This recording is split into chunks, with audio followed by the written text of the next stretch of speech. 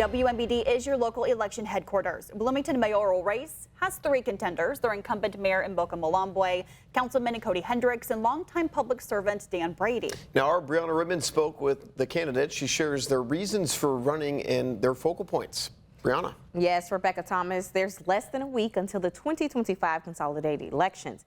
Infrastructure, housing, and public safety were some of the talking points for the 3 candidates running to be Bloomington's mayor. This is a nonpartisan race, and that's what's important for people to remember. The elections are supposed to be nonpartisan.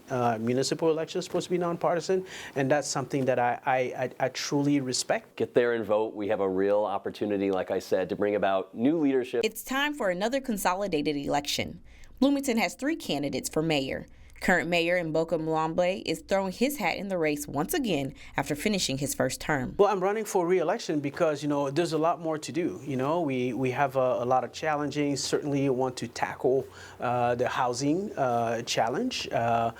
We do have some infrastructure issues. We have other exciting projects like the downtown streetscape that I want to make sure that, we move forward, make sure that we're able to continue our expansion in terms of economic growth. Then, longtime public servant, former county coroner, and state representative Dan Brady is running to be the leader of his hometown. He is focusing on public safety, infrastructure, communication, and accessibility. I believe that my contacts, my experience, certainly will help me be that type of mayor that's very engaged, very accessible, and has the time to devote to, yes, what is a part-time job, but it's really a full-time job when you talk about the ability to deal with problems, the issues that come up, and be able to be a lobbying down in Springfield or out in Washington, D.C. And there's council member Cody Hendricks. Housing affordability, economic development, and infrastructure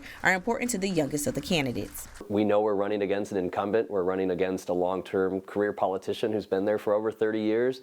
But at the end of the day, again, we came back to why are we running, what are we running for, and ultimately decided that those were important things that we should try and tackle.